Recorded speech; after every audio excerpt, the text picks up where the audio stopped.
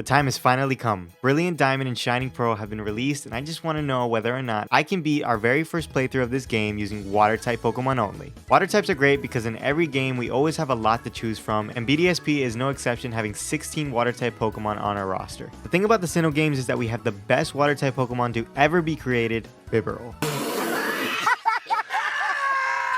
Why are you laughing?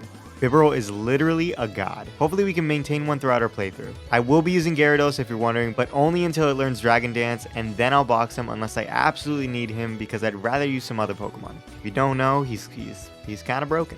I am playing this on an emulator so I can get this video out fast, so if you do see any glitches in the battles, that's why. For next time, I will definitely be playing on my Switch. Here's the rules on screen if you want to pause it as always, and if you guys do enjoy the video, make sure to give it a thumbs up for the algorithm, and subscribe to the channel already. You know you want to. Alright, I won't force you this time, but anyways, let's get right into this. Diamond and Pearl remakes. I'm ready to get my butt whooped by Cynthia once again. Oh, they fixed her hands. Why is she waddling like a duck? I chose Dawn for this run since Dawn has Piplup in the anime, and well, I think we can all agree she has the better character in these games. Now, I named our rival Bird Nest. Can you guess why? His head is a literal bird's nest. I mean, I always wondered why these random Starly attacked us, but now it's all starting to make sense. So thanks to Bird Nest attracting unwanted attention, we basically just steal Professor Rowan's Pokemon to defend ourselves, and I mean, he doesn't look too happy about it. Alright, it's been 5 minutes, I guess he's over it. Or is he? Because he's basically just using us to do his dirty work for him by filling out the Pokedex in exchange for that Piplup. Once we can nickname our Piplup, I name him Pipsy, and you already know what the theme is. Or maybe you don't, but by the second encounter you will. Yay, I got a penguin! By the way, something about these chibis really makes me happy. How are you guys feeling about these games so far? Let me know in the comments. So we can actually find our first wild encounter on Route 202, that being Bidoof. We can't use him until he's a Bibarel, but I'll keep him in the party so he gains EXP. I name him Yoo-Hoo, and he actually has his simple ability, which makes stat changes double, which is amazing. He has a neutral nature, and Pipsy does as well. Anyone ever wonder why coupon number 2 was all the way over here to the left when we actually just run into coupon number 3 before it? I never got that. Now, as quickly as we arrived in Jubilee City is as quickly as we can get out. Before we head to Orberg though, this guy gives us the old rod, and that allows us to catch this famous little Magikarp on Route 204. He's basically useless right now, but I'm sure he's very good company. I name him Monster because he's a straight up monster when he evolves, and he has a gentle nature. Alright, our first fight with Bird Nest was actually a scary one, but thankfully the AI is dumb. He leads Starly, and 2 water guns take this bird right out, but the problem is Turtwig. Now, it doesn't have a grass type move, but it does have withdraw, making our tackle do absolutely nothing. Oh, look, missing no. That's the glitches I was talking about. Anyways, he ended up tackling us down to 11 HP, and he should have won, but the AI just kept using withdraw, even though he was already +6 defense. Thanks to that, our millionth water gun takes him out. Well, that's not a good start. Now, before the first gym, I tried to find a Psyduck in Orberg Gate and realized that's a platinum thing only, so I searched for a while there. Then I tried to check in Ravage Path, which has a 2% encounter rate, and I just never found one. 30 minutes to an hour of my life that I will never get back. So we continue on to find Rorik in the mine, and he actually gives us the HM for Rock Smash, which, if you don't know, is just built into the Poketch this time, so no more for Bibarel HM slaves. Well, unless it's the one who's in the wild doing it for you, but sorry, buddy. From here, we can go ahead and challenge Rorik, and he could wipe us with only Piplup, so I decided to fight the kids in the trainer school because they give you the TM for workup. I did make sure I was a high enough level to fight these kids because their Abras actually have Charge Beam. After that, I can go to +2 special attack on Pipsy here. Fortunately, his Geodude is not sturdy, but his Onix is, so we can't knock it out in one hit. The good news is he uses a potion that won't heal Onix all the way up, so another bit of Pipsy's spit knocks him right out. Gyarados is arguably his hardest Pokemon, but we actually get the Quick Claw to activate, and a Water Gun obliterates this little guy. A Headbutt there would have definitely done some damage. What the hell are those haircuts? No way Cyrus asks his new recruits to get bowl cuts as their uniforms. There's just no way. Upon arriving in Floroma Town, the cutest town in all the land, we can go over to Valley Windworks for our next encounter. Here we can find a Buizel or a Shellos, depending on which one we get, and we do end up getting that Shellos. Shellos? Shellos? I'm gonna go with Shellos. After we catch her, we name her Colita, which is a Venezuelan drink, which is kind of the color of Shellos. Sort of. Anyway, she actually has her Storm Drain ability, which is huge, and she has an impish nature, which blows. At level 16, our beautiful penguin evolves into a Primplup. And I used to have a stuffed Primplup as a kid, who, if you touched the button on his fin, would say, Primplup. I love that thing to death. Have no idea where it went, but I loved it. Now, apparently Team Galactic is holding some girl's father hostage, and of course, we have to be a good Samaritan and help. I did want to train up a little bit before we go ahead and fight Mars, and would you look at that? The Psyduck I was looking for before appeared. Well, might as well catch her. We name her Brisk, and she ends up having a relaxed nature. Man, the grinding in this game has been so hard. It's been 40 minutes just to evolve my Yoo-hoo into a Bibarel. Man, is he beautiful. Well, anyways, now we can take on Mars and her ugly cat. So she starts off with a Zubat as I send in Colita. I went for Water Gun, but this thing actually has U-turn and goes straight into Purugly. I just take my money, redheaded lady. I don't want any problems. She does end up getting a big fake out off, flinching us, and this is no way to start off a fight. I do recover after her Thief leaves us super low, and just kept doing that until we're healthy enough to take a hit. This way I could just mud slap and lower her accuracy with it. I'm so glad Colita learned Recover really early on. I did get her to -3 accuracy and switched into Yoo-hoo right after, but she actually just hard switched back into Zubat. What even is that? Well, at least she's back to Zubat, and I switch into Prinplup. Okay, never mind, we're confused. Back to Colita we go as she U-turns into female Garfield once again. Since she's obviously gonna go for a fake out, I just go into Bibarel to take it. After this, I set up one workup as her scratch is just starting to make me shit myself. But now a headbutt is enough. What? Come on, Mars. Well, now I have to switch again, so I go into Prinplup to take a hit. And finally, a Water Gun is enough to KO this thing. Now all that's left is that Zubat, and a Water Gun does just under half as she confuses us once more. From here, I just go into Brisk, who has Confusion, and that's it. That's the battle. Oh, they should have called you Pluto, Mars, you irrelevant piece of sh**. Pappy, you're stinky. You respect your father, young lady. Seriously, man, go shower. You smell terrible. Well, after all those shenanigans are over, we can catch ourselves a Buizel on the next route, and we name her Fanta. She has a neutral nature. Man, I tell you, I had a rough time trying to level up the team to the level cap. It was brutal. Nothing was giving me EXP. I managed to evolve Magikarp, but I was so tired of grinding, I just decided to stop leveling the team up. Bibarel and Prinplup are the only ones I really need at the cap, with Bibarel just under level 23. So guys, Gardenia scares me. Basically, I have a strategy that might work, but one thing was stopping me. Apparently her Roserade has Technician as her ability, and I just did not want to believe that. And well, let's just see what happened. So here's the strategy. Cherubi is her first Pokemon, and it knows Leech Seed and Growth as well as Grass Knot. Monster here can learn TM Taunt, which will make it so that she can't use Leech Seed or Growth for 3 to 5 turns. That Grass Knot is still an issue though, so from here I just hard switch into Brisk, who can take a Grass Knot to the face. Since the last move that Cherubi used was Grass Knot, we can now disable it with Brisk. And why do you ask? Simple. No, literally simple, guys. You know, Yoo-hoo's ability? You see, Yoo-hoo can learn Work Up, which boosts special attack and attack by 1 stage. But Simple makes it so that the boosts are +2 instead of +1. Since Cherubi's Grass Knot is disabled, it can't hit us except being annoying with Leech Seed, which luckily it never went for after the taunt went out. Fortunately, Yoo-hoo can learn Stealth Rock and Pluck, so we set up to +2 attack with 1 single workup. Then we set up Rocks, which if we don't, we aren't guaranteed to KO her Roserade in 1 hit. So after all that, Cherubi's Disable wears off, but it doesn't matter because we outspeed and down goes this pathetic excuse for a plant. I thought we were going to lose this gym because I thought Disable lasted only 3 turns, but it actually lasts 4 turns, which with the Simple ability and everything we did, all aligns quite perfectly. Turtwig obviously can't stand a Pluck from this beaver at +2, and her Ace comes out. So I just said everything aligned perfectly, right? Well, wrong. You see, Bibarel doesn't outspeed Roserade, but I didn't want to believe that Roserade had Technician as her ability, because why would they do that? I mean, why? Why would they do that this early on in the game? But oh well, here we are. And well, yeah, Bibarel just gets bopped with a Grass Knot. I'm sorry, Yoo-hoo. If she's not Technician ability, we can live here without a crit. I was basically accepting defeat at this point, and was just going to straight up restart to EV Train Bidoof with a good nature to hopefully outspeed, but then this happened. Prinplup, just give it a shot and activate your Quick Lock. Ah, whatever, worth a shot. Wait, what? Did she just sell? Stun Spore? You idiot! And we break through to get a Pluck off. Now all we need to do is live a Grass Knot and break through Paralysis. Check and check. What just happened? Just look at my face here, I'm absolutely flabbergasted. I can't even describe what kind of tomfoolery she just pulled. This is the perfect ad for what Pokemon is. Just straight up RNG.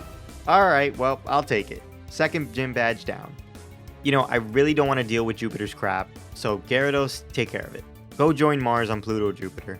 Your boy Saturn is next. Alright, now that we have the bite, we can gently pass every single trainer on Cycling Road. Dodge you, and oh, there we go. Hey yo, what did they do to you?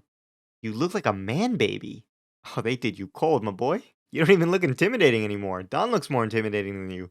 Aw, they both came out of their balls. Hey, where the hell are you going? I'm the trainer, Pipsy. Where the hell is he? There you are. Hey, do not tell me you just did your business in there. Nah, you're done. You're done. Bro, they did you cold too. What the hell are you supposed to be? It's like one of those toys you let sit in the bath and soak up all the water, so that a week later it grows to be very huge. Alright, bird nest, let's get this over with. Level what now, Starly? What is this, the anime? Alright, that was just overkill, monster. A couple of workups on you, +4 to be exact, and a pluck for your sad little otter. Grotto. No problem, we're faster. Bye-bye. I mean, do I even need to explain this one? Nope, just kidding. Ponyta actually does outspeed us here, but at least Colita can take care of this pony with just 2 water pulses. Birdnest, do me a favor. Evolve the damn Starly. You're not Ash, and you'll never be Ash. So this guy right here gives us a good rod, and that means we can catch ourselves a Goldeen on the same route. I'm gonna be honest, I'm probably not going to use this thing. Ever. Sorry, Dr. Pepper. We can also go back here to catch ourselves a Barboach, which, yeah, I probably won't use either. Colita is too good. Sorry, Crush. You know, I didn't know the whole walking thing would give me broken things in battle, such as dodging attacks and healing our status problems. So the whole time I'm just walking with my pet monster here on his leash, because he just looks hilarious. Oh well, even more of a reason to box him later after we learn Dragon Dance. Either way, I don't think there's a way to really avoid the friendship thing. Let me know what you guys think of this edition. I feel like I would really like it if I just wasn't doing a hardcore Nuzlocke, because then it would make me feel like I'm in the anime. Anyways, at level 26, our water otter evolves into a grown man, still using floaties. It's okay, I don't judge. Around 212, we can find ourselves a Wooper in the rain, and man do I love Quagsire. Unfortunately, I just love Colita a little too much to fully put Quagsire on the team. But anyways, I name him RC, and he has a neutral nature. Oh, I remember you guys. The famous double battle at the end of Route 215? This used to give me nightmares. Luckily, with our water types and the fact that this route is always raining, this Monferno has a 0% chance of living any move we throw at it. But here's the real scare. Their own Gyarados. Well, guess what, chumps? I brought one of my own this time. My monster is better than yours. Directly after this, RC evolves into Quagsire, and we can finally, after a long trek from the second gym, arrive to Veilstone City, where we can take on our 3rd gym badge. Now, I would just take her on right away, but I have to level up my team to the cap, and man, was this a grind and a half. I mean, this took me a really long time. I even went to the Pastoria gym to fight the trainers there. And on the way to Pastoria City, we came across this majestic Wingull who we named Sprite. He has an impish nature. This is the key to our next gym fight. While we were here in Pastoria, we can actually snag an encounter in the safari, that being a Zuro or Meryl. I checked in the binoculars, and it says here that there's an Azuro, so we pay their ridiculous price of $500 and head into the safari. It didn't take long to find the spot, and instead of the Azuro, we actually come across a Meryl, which is good because I was not looking forward to raising her friendship. Fortunately, we can catch it on the first try and name her Sierra Mist. She's quiet by nature. She actually evolves the next level, so that's good.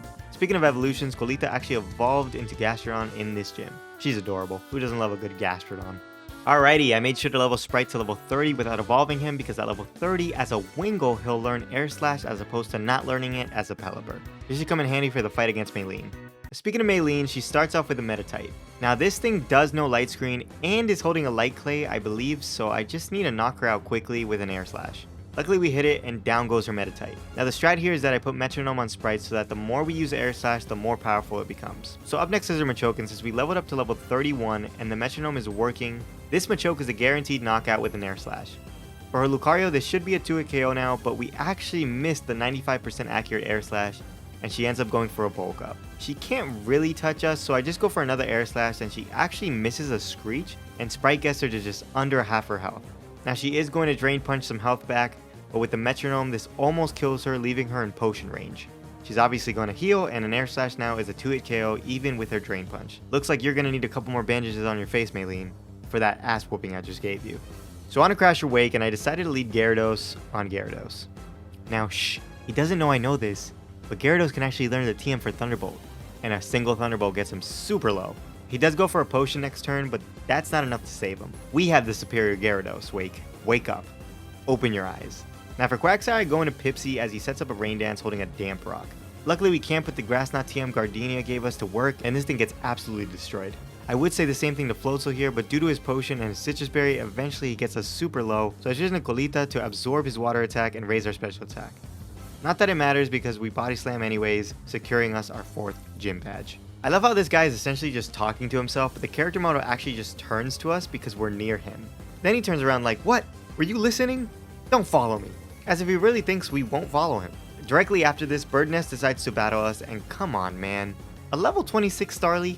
You're a lost cause at this point. So a Thunderbolt takes this little bird right out, and the same thing goes for his Buizel. I did a chunk with Crunch on his Grotto, but he just went for Stealth Rocks, so I go for another one as his Razor Leaf nearly takes us out. Thank God it didn't crit. A third crunch is enough to KO this bush of a Pokemon. And for Ponyta, well, I mean, yeah, there you go. Bird nest swept by this monster. Oh, Gyarados, you powerful beast, you. Stop running away from me, you weirdo. I'm just trying to reach you by your car's extended warranty. Feel Azumaro's wrath, peasant. Good old Sierra missed to save the day.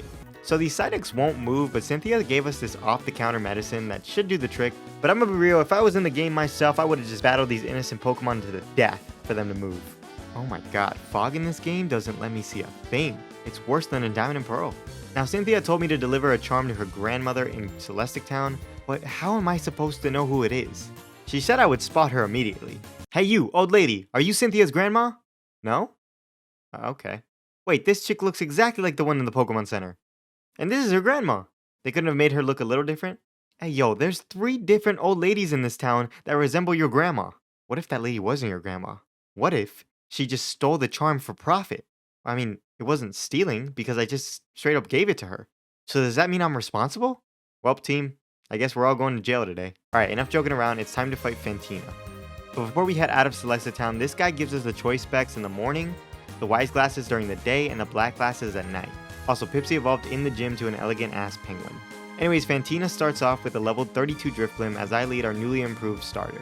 She does go for a Hex as we go for a Choice Specs Ice Beam to knock this Drifblim in one single hit. Ice Beam is a TM that can be bought in the Veilstone City department store as well as other useful TMs including Swords Dance. But anyways, once Gengar comes out, I hard switch into Monster who gets confused on entry to a Confuse Ray, but he is holding a Prism Berry to snap out of it. Unfortunately, this Gengar does outspeed us and goes for another one, but very fortunately, Monster breaks through and a Crunch does over half of her health. Now here's where I know Monster really loves me. He just dodges a Sludge Bomb, no fucks were given, and a Crunch is enough to knock this Gengar out by breaking through that confusion. Good job, Monster. Her Miss Mages is next, and I just keep testing out our luck, and we do break through the confusion once again, but she uses Phantom Force, so we miss. The following turn, we snap right out of it, and a single Crunch is enough to send this ghost right back to the afterlife from which she came. Stick to contest, Fantina. Battles are not your thing. Cynthia, I'm sorry I didn't know it was your grandma. I mean, they all looked alike, and what's that? Oh, it was her? What's that? They're all your grandmas? All of them? Okay, right. What's that? You want me to meet you somewhere for some coffee? Alright, it's a date. Now that we have to head back toward Jubilife City, we can head down near Sanjam Town and surf to catch ourselves 2 encounters. One being Tentacool on Route 219, and the other being Finneon on Route 220. I named Tentacool Gingero, and he has a brave nature. Finneon I named Pink Lemonade, which sucks because I'll never use this thing, and who doesn't love Pink Lemonade? Upon arriving to Canalave City, we can take on Bird Nest once again, only this time he starts with a Staravia instead of that Starly. Thank God. Of course, it doesn't matter because the Choice Specs Ice Beam from Ginger bops this thing in one hit.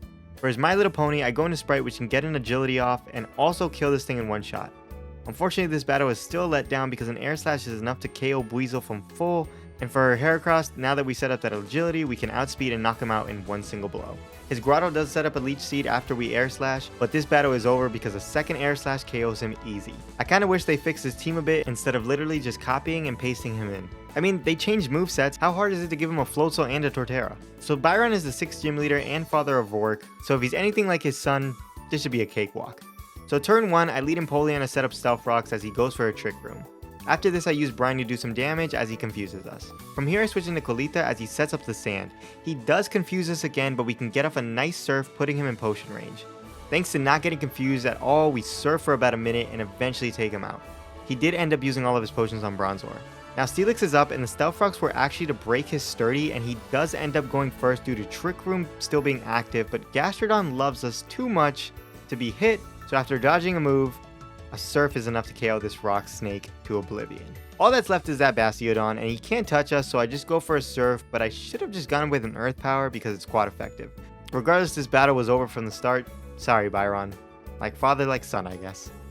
You know, I'm really curious how the explosion that happens here feels on these games. You know, that felt way more impactful on the originals, but oh well.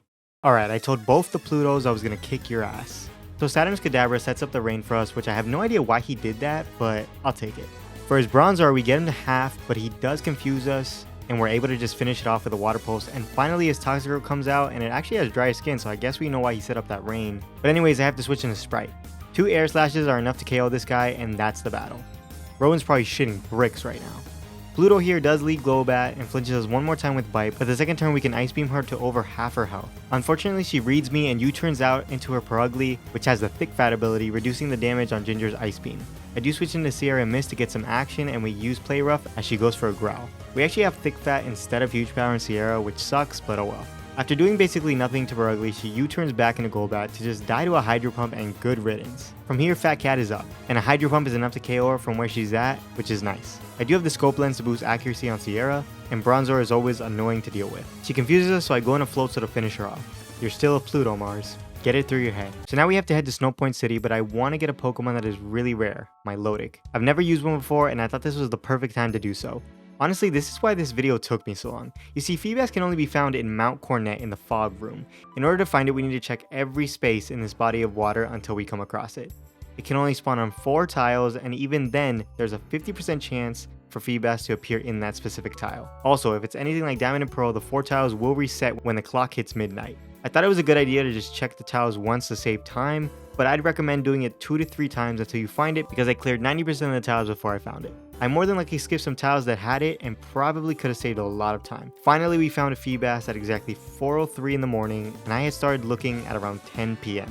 This means the tiles also changed for me while I was doing this. But anyways, here she is. I named her G Fuel, and she has a modest nature. And this is the tile I found her on. Just for reference, I started looking on the right side of this room.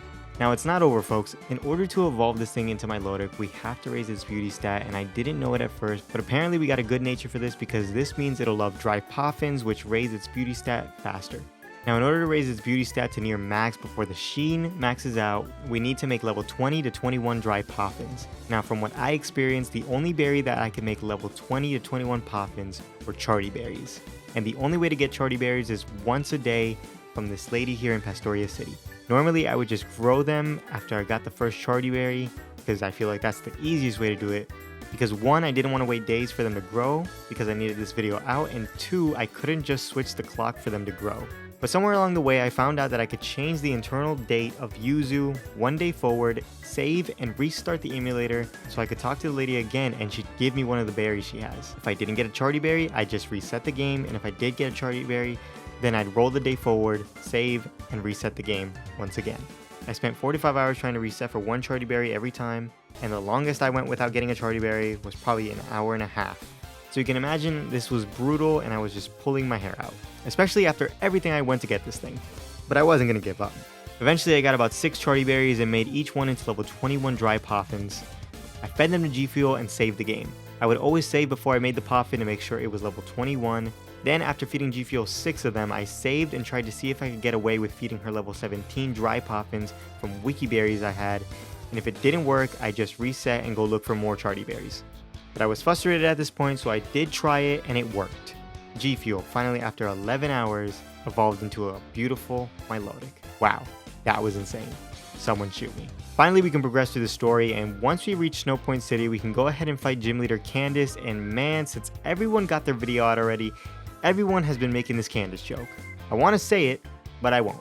So Candace leads Snover, and a Flash Cannon from Pipsy is enough to kill it in 1 hit. Sneasel stands no chance as well, but I did set up rocks for this fight in case, and after that a Flash Cannon kills this Weasel, since all she did was Home Claws. Of course her Metacham is up, and I still have Sierra on the team, which is perfect here. We switch in on a Brick Break, and the following turn her Ice Punch does laughable damage as Sierra knocks her out with a big Play Rough. Good job, Sierra. Obama Snow is her next Pokemon, and I need to switch into Ginger because Obama here has a Giga Drain. She actually goes for a Blizzard instead, which is weird, but it actually did a decent chunk. From here I knew she couldn't resist going for that Earthquake on Tentacruel, and we get in Sprite for free. Now all we have to do is Air Slash, and it just doesn't kill this thing, man. But we did get a lucky flinch. She pops her Citrus Berry, but it's just not enough to evade Pelipper's bloodthirsty rage. Ah, fuck it, I'ma do it. Candace? More like Candy's nuts fit in your... So now that we can go into Galactic HQ, we get to take on Cyrus and his baby face. Dog, stop talking to me like you're intimidating. Where the hell are your eyebrows? The first fight with Cyrus is pretty easy. His Murkrow dies to G Fuel's Ice Beam, and Golbat faces the same fate, with 2 Ice Beams. For his Sneasel, I do switch into Sierra Mist, and a Play Rough nearly gets the KO. 1 more is enough to put Cyrus in his place. He's so confused. I'd be more confused on where the hell your eyebrows are. Why does he just reveal his exact location to me? Geez, you guys aren't very bright. Saturn is directly after this fight, but honestly, it's not too much of a challenge either. He sets up Rain again and I Dragon Tail Kadabra, thinking it would do way more damage, but it just doesn't. This makes Bronzer come out and a Water Pulse does under half as he confuses me. He does decide to predict my Water Pulse and goes into his Dry Skin Toxicroak, and of course I go straight into Colita, who comes in on a Toxic, but by the power of family that Vin Diesel always talks about, she shakes off the toxins from her body and Earth powers this frog toad thing back into his Pokeball. You deserve all the praise, my love. Well, since the rain is still up, Kadabra stands no chance and Bronzer doesn't either. Well, it's time to climb to the top of Mount Coronet, and after fighting nearly every galactic grunt in my way, we finally made it to the peak where we see a couple people waiting for us. You know, you guys don't look menacing when you're smiling all the time. Oh, Bird Nest! Hope you have an evolved team because I'm not looking for someone to drag me down. This fight is hilarious because I just ordered G Fuel to surf, and in the process I'm just killing Bird Nest's Pokemon. Fortunately for me, it seems like everybody on this field right now wants Bird Nest to just quit being a trainer and go home to his mom. No one is cutting him a break. He does help us out by close combating the fat cat, but other than that, we don't need you, Staraptor. At this point, Heracross takes out Golbat and says his goodbye. Imagine if I was Bird Nest doing a Nuzlocke. I'd be furious right now. Anyways, an Earth Power takes out Skuntank, and that's Pluto number 1 and Pluto number 2. Oh crap, look at these majestic creatures. Hi Mesprit. Yeah, Cyrus ain't happy about that one. He's like an angry little toddler. So for his Honchkrow, a Choice Specs Ice Beam is enough to KO it in one shot, and after he sends in his Gyarados. G Fuel does go for an Ice Beam, doing under half as he goes for an EQ. Now that I know he's going for an EQ, let's switch into Sprite for free, and an Air Slash does a decent chunk here, and his Crunch does as well. That is until you realize that Crunch was a crit. Pathetic damage, Cyrus. Pelipper has great physical defense. He did lower our defense with a Crunch, and the following turn he did heal, so we do as well with a Roost. From here I go for another Air Slash, and we do get a flinch, and a second one gets him to the yellow as he crunches. One more can get him in the red, and I just shouldn't have risked the crit, but I'm feeling frisky. Now I'm definitely not trying to miss that Air Slash, so I do end up switching into Colita. He actually has another potion, which sucks, but fortunately he went for a water type move, so we get a special attack boost from our Storm Drain. Now 2 more Ice Beams can knock this monster out, as Gastrodon wants to prove once again that she loves us. Love you too, girl. Cyrus's Weavile does go for a dig, but it doesn't do much, and an Earth Power gets him to half. Since he's going to use it again, Colita can recover while he's under, and we get the lowest of rolls to miss the KO. Eventually this Weasel does go down. Now his Crobat has a Quick Lock for some reason, but a U-turn does nothing to us as our Ice Beam leaves him super weak, and wow, gets a freeze. He does just thaw out, but this battle is pretty much over. Sorry, Cyrus. Maybe go get your eyebrows fixed before you try to take over the world. Well, now that we saved the world for the billionth time, we catch a Remoraid on Route 222, who I named Coca-Cola because Octillery is red and he's a neutral nature with Hustle. I'm gonna be honest, I just realized this thing had the ability Hustle. On Route 223, we find a Mantike and name her Mountain Dew, but we're not gonna use her.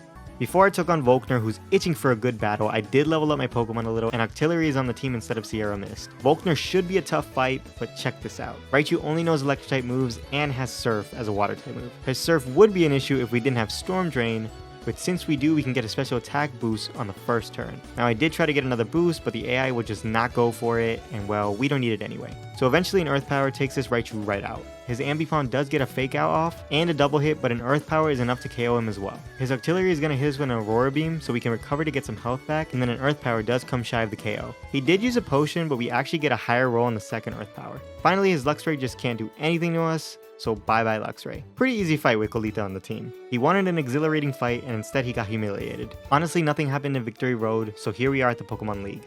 We're about to show our badges when all of a sudden, this guy wants to fight once again. The good news is he's actually difficult this time. As always, he starts with a Staraptor. He does use Close Combat, but we're fine, and an Ice Beam should be enough to wait, what? He's Sash? Alright Sprite, come out here. On the switch in, he goes for a Sunny Day, but a Water Pulse finishes this bird once and for all. Heracross here does have Rock Slide, but we can live just one without a crit, and he just ends up flinching us, which is terrible. However, since he's going for that Rock Slide, we can go into Pipsy for basically free. I get up a Stealth Rock as he steals my Quick Claw with Thief. Now he did Swords Dance one turn, and we managed to get him super low, but his Thief nearly takes us out. We do have Aqua Jet though, so we can finish this bug off. Torterra is up next, and I definitely need a switch. I went into my Lodic, who can take an Earthquake, and we can outspeed the next turn with an Ice Beam, and mopped him to the floor. From here his Rapidash comes out, and I hard switch into Colita, who tanks a Mega Horn like a champ. He does go for another one, but one Surf is enough to kill this Fire Pony easy. Snorlax is a bit of a scare, but we can recover as he uses High Horsepower. I do some damage with Earth Power, but it wasn't too much. He's more than likely going to either use Yawn or High Horsepower, so I safely go into Pelipper to get a Roost off. We are going to fall asleep, but we're just going to keep roosting and falling asleep until we're good to Air Slash. Eventually, after some turns, I connect enough Air Slashes to get him into the yellow. But he starts using Covette, and we can't wake up from sleep. This forces me to go into Colita, which is funny because he's going to covet the soft sand we have and start using high horsepower. Colita can get him into the red, and now we just recover until we're good to knock out this fat Pokemon. I thought his last Pokemon was going to be Roserade, but his team is different depending on what starter you chose. We got Floatzel and he can't do anything to us. We do have to wait to wake up from sleep due to Snorlax's yawn, but once we do we can recover and start putting damage on this thing. 2 Earth Powers later, this fight is finally over. I can't believe we made it out there unscathed. Good job, Bird Nest. Where was that all game? So I decided to put the level cap at level 59 because these levels range from 53 on Aron's lowest level Pokemon to Cynthia's level 66 Garchomp. So Aron starts off with a Dustox, which we need to kill right away with Sprite because it has Light Screen. We do KO this thing with a Choice Specs boosted Air Slash, and then he goes into Heracross, which knows Rock Slide, but as long as we don't miss an Air Slash, we should be fine. And there we go, Heracross is down. For Beautifly, it goes for a Psychic, which gets a super low, but an Air Slash is enough to KO him as well. So unfortunately we can't roost because we're locked in Air Slash, so I think it's just best to not risk a miss and switch into something else. We still have a whole team for this fight. Bolita comes out and tanks a move, and then the following turn, Ice Beam does a decent chunk to Queen Bee. I did check if G Fuel could kill from this range, and it can, so I go into her to take a hit, and an Ice Beam is enough to KO this bee with the Wise Glasses. Now apparently this Drapion has critical hit moves with a Scope Lens on, and on top of that, has his ability Sniper, so this thing is about to crit everyone on the team. So based on the calcs I did, he's more than likely going to use his most powerful move, which is Cross Poison. If he does this, we can safely switch into Pipsy, which is immune, and I know we can live a crit Earthquake. Alright, let's see. Yes, it used Cross Poison. Now he didn't crit his Earthquake, but we're definitely dead next turn to a crit. So I think about this, and I know Floatzel can live a crit EQ, and we're faster, so I hard switch into Floatzel, and a Waterfall has the tiniest chance not to kill here with a Mystic Water, but we do pull through and snag our first victory of the Elite Four. Wow, that was terrifying. Alright, up next is Bertha, and I want to get a little bit of action with Coca-Cola here. She does have Bullet Seed, which is quite effective against her Quagsire, and we end up hitting 3 times. We do take an EQ pretty well, and now Quagsire has met her fate.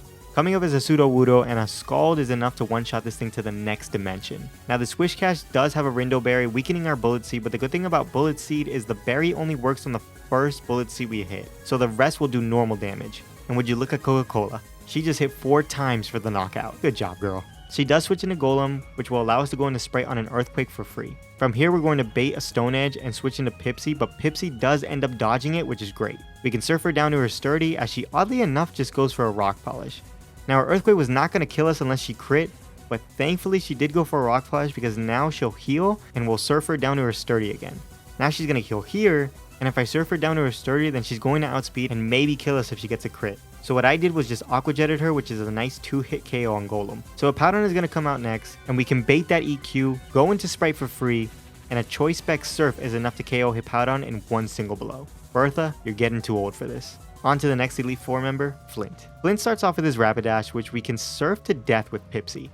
Now I thought I was going to bait in Steelix to kill it right away, but he actually goes into Lopunny. No worries though, we can go into Sprite on a Jump Kick easy. Now we can set up an Agility for later, and a Surf does under half of his health. After a couple surfs, this Lopunny is unable to battle, and on to Steelix we go. Steelix has horrible special defense, so goodbye Steelix. This Drifblim could be annoying with Minimize, but our Surf does half, and then he eats his Citrus Berry. He does burn us the following turn, but it doesn't matter, and luckily we do hit our Surf, knocking this Air Balloon out. This Infernape is why I set up an Agility in the first place, because we can outspeed now and kill him with what? I can't even see his health bar. He has a Focus Sash? No, Sprite. Wait, what? Oh my god. You really do love me. He does heal next turn, but this time we do get the roll we want, and that's Flint, ladies and gents. I did have the Metronome on Sprite to get the 1-hit KO on Infernape, but I guess I just missed that he had a Focus Sash on, but oh well. So Lucian is a pretty difficult fight, but I think I have something that could work. I led G Fuel to set up an 8-turn Light Screen with Light Clay, and then instantly went into Pipsy so that we could set up a Swords Dance. I set up one Swords Dance, and he did set up a Reflect, which we need to wait out by just spamming Swords Dance. His Reflect also lasts 8 turns because Mr. Mime is holding a Light Clay himself. So after a couple of turns, his Light Screen wears off, and this Psychic does just enough damage to pop our Figgy Berry, which heals us pretty nicely. Now we have to just take one more Psychic, and thankfully he didn't crit. Now that it's the 7th turn of Reflect, we can kill this Mr. Mime, and the Reflect wears off at the end of this turn. We should outspeed this thing, and with the Reflect off, a Waterfall is enough to KO this Metachamp easy at +6 attack. The sweep does stop there against this Girafarig, which does no Thunderbolt, so I go ahead and switch into Colita, who is immune, and then hard switch into G Fuel, who can now set up a Light Screen again for 8 turns. He does set up a light screen at the same time we do, and after this I go straight into Floatzel as he just goes for a Trick Room. The following turn he gets a Thunderbolt off and we get a Crunch off to get him to half. Finally he gets one last Thunderbolt, leaving us at just 42 HP as we crunch him to death. Alakazam comes out, and since Girafarig set up Trick Room, we can actually outspeed this thing, and oh my god, that was so close. Unfortunately, I didn't rock the black glasses on Floatzel, which was my bad, but it's okay because he actually just went for Future Sight here and heals the next turn. On top of that, we did get a defense drop with Crunch, so bye bye Alakazam. Not gonna lie, this fight is pretty lucky right now. At last his Bronzong is out and we need to switch out into Sprite. This Bronzong is going to go for a Trick Room obviously, but that Future Sight from earlier does hit this turn. Bronzong can't actually touch us, so with a mix of Roosting and Ice Beaming we can whittle him down just a little. I waited at the Trick Room turns so that we could safely go into Octillery, and fun fact, Octillery can learn Flamethrower. Now he's going to go for that Earthquake, leaving us under half of our health, and our Charcoal boosted Flamethrower is unfortunately not enough to KO this thing from where he was at, but we ended up getting a burn, and he ate his Citrus Berry. At least now a crit won't kill us, and would you look at that, the burn mattered. He crit. Sayonara, Bronzong. That was actually a really lucky fight, but now to face the real challenge, Cynthia. Alright Cynthia, when I set a date, this isn't what I had in mind.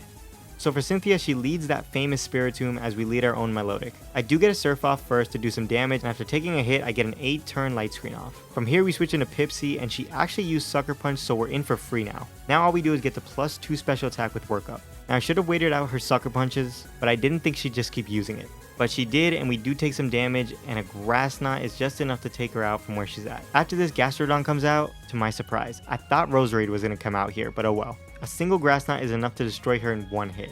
2 of her Pokemon are dead, and now she sends in Lucario. Don't know why she's not going into Roserade. Now this is our last turn of Light Screen, and Lucario has only special attacking moves, so I switch back into G Fuel on an Aura Sphere. Then we go for a Light Screen as she actually Nasty Plots. I do switch into Colita, who's only going to take under half to that Aura Sphere, and the following turn she just goes for a Nasty Plot, so our Soft Sand boosted Earth Power absolutely obliterates this fan favorite Pokemon. Finally that Roserade comes out, so I can go into Pipsy, who I know can definitely take a hit with that Light Screen up. After we're in, her second Energy Ball does get us into Citrus range, and we can Ice Beam her into the yellow. Wow, Pipsy actually got the freeze. Alright, but the freeze was for nothing because she thawed out the turn after. Luckily we can kill Roserade right after this.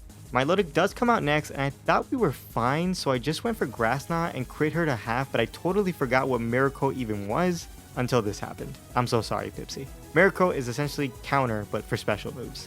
Alright, so from here, I go into Colita to recover the health we lost, and her Milotic is holding a Flame Orb for that Marvel skill ability. Basically, if she's statused, she boosts her defense. Now her Milotic also has Recover, so I switch into Octillery, not realizing in the moment she had Marvel Scale. So our Bullet Seed here does nothing, and she'll just recover that on our way back to Colita.